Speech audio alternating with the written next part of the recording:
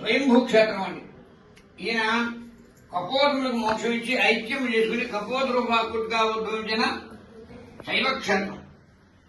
తండ్రి స్వయంభూగా ఉద్భవించగానే కుమారుడు ప్రత్యక్షంగా సర్పాకార కృతిలో స్వామివారికి ప్రధాన ఆచ్ఛాదన పెట్టారు, నీడబట్టారు.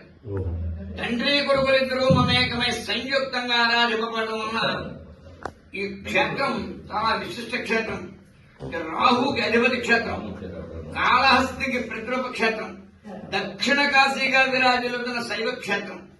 కావున ఈ క్షేత్రంలో వివాహం కాని వారికి, సంతానం లేని వారికి, అవయవ రోగాలతో అనారోగ్య పీడితులకు, దాంపత్యం అనుకూలముగా లేని వారికి, కుజదోష, సర్పదోష, కాల సర్పదోషాలున్న వారికి, కార్యసిద్ధి గల వారికి 11 మంగళవారాలు ఈ స్వామికి క్షీరాభిషేకం జరిపించుకున్నట్టు స్వామివారి యొక్క అనుగ్రహం పొందుట ఈ క్షేత్ర విశిష్టత. పక్షి శిరస్సు భాగం అనేది ఇదిగో, ఇది మెడ భాగం, ఇది రెక్క భాగం, ఇది తోక భాగం, మధ్యలో ఖాళీ. ఈ పక్షికి ఆ పక్షికి ఇదిగోని పౌరాకృతి. రెండో పక్షి శిరస్సు భాగం, మెడ భాగం, రెక్క భాగం, తోక భాగం. ఈ విధంగా కపోత రూపంగా ఉద్భవించారు కాబట్టి ఈయన నామధేయం కూడా కపోతేశ్వర స్వామి. ఈ స్వామివారు ఉద్భవించగానే సుబ్రహ్మణ్యుడు ప్రత్యక్షంగా ఇలవెలిపోయారు కాబట్టి ఈ క్షేత్రంలో నాగాభరణం ఉండదు. నాగాభరణానికి 5 శిరస్సులు ఉంటాయి, 5 శిరస్సులు ఉంటాయి. ఈయన షణ్ముఖ స్వరూపమైన సుబ్రహ్మణ్య ప్రతిరూపంగానే ఆయన ఆచ్ఛాదన పెట్టారు కాబట్టి ఆ ప్రతిరూపంలోనే విరాజిల్లుతూ ఉంటారు ఇక్కడ స్వామి. అంచేత ఇక్కడ తండ్రి కొడుకులకు సంయుక్త క్షేత్రం, సమస్త సర్పగ్రహ దోష పరిహారానికి అధిపతి క్షేత్రం కపోతేశ్వర క్షేత్రం. ఇటువంటి ప్రథమం, ద్వితీయం, తృతీయం, చతుర్థం, పంచమం, షష్ఠం, షణ్ముఖం శివానుగ్రహ సిద్ధిరస్తు. ఇక్కడ ఒక ప్రత్యేకత ఏమిటంటే, సాధారణంగా పంచాయతనం పంచాయతనం అనే పదం మనం వాడుతూ ఉంటాం. శంకరాచార్యుల వారు పంచాయతన సంప్రదాయాన్ని పెట్టారు. ఈ పంచాయతనంలో సుబ్రహ్మణ్య స్వామి ఉండడు. ఈ క్షేత్ర విశిష్టత ఏమిటయ్యా అంటే, పంచాయతనాన్ని కూడా దాటి శంకరాచార్యుల వారు ఏ షణ్మత స్థాపన అయితే చేశారో ఆ షణ్మతాలని గుర్తు చేసే విధంగా పంచాయతనాన్ని దాటి శక్తి ప్రధానమైనటువంటి షణ్మత క్షేత్రం ఇది ఒక ముక్కలో చెప్పాలంటే. ఎందుకంటే శివలింగంలోనే సుబ్రహ్మణ్య స్వామి కూడా ఉండి ఆరాధించబడము అనేది మనం కల్లా ఇంకెక్కడా చూడలేం. అందుకనే మాఘమాసానికి ఇక్కడ ఇంత ప్రాధాన్యత వచ్చింది.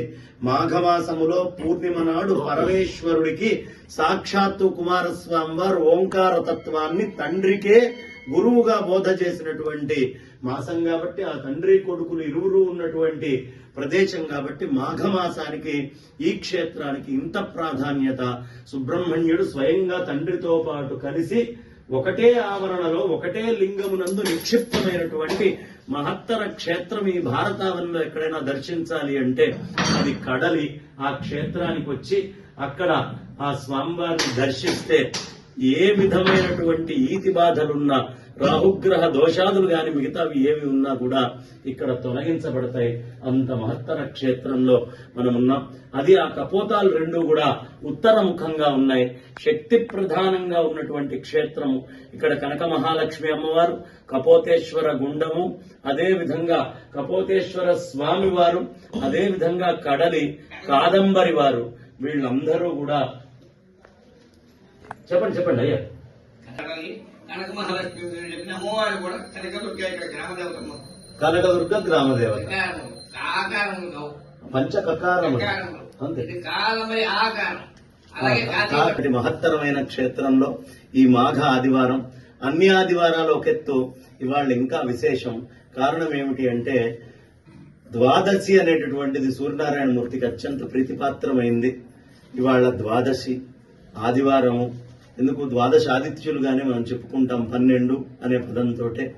కాబట్టి అంతటి మహత్తరమైన రోజు స్వామి ఇక్కడ పిలిపించుకొని ఆయన్ని ఒక్కసారి నమస్కరించుకునే భాగ్యాన్ని ఉపాధికి కలిగించినందుకు ఆ స్వామికి, దీనికి సహకరించినటువంటి అందరికీ కూడా నేను ప్రణామాలు తెలియపరుస్తూ ఉన్నా.